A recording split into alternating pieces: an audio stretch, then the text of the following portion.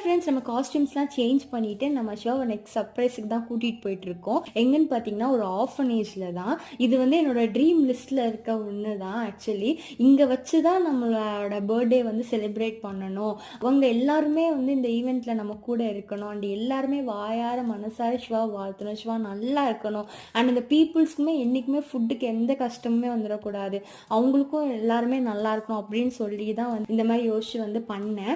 But வந்து இந்த feelings express பண்ணுறதுக்கு எனக்கு வேர்ட்ஸே இல்லை. அவ்வளோ ஒரு எமோஷ்னலாக ஹாப்பியாக வந்து நான் வந்து இதை ஃபீல் பண்ணேன். பட் இந்த வீடியோவை அப்லோட் பண்ணுறதுக்கு எனக்கு கொஞ்சம் தயக்கமாக தான் இருந்தது.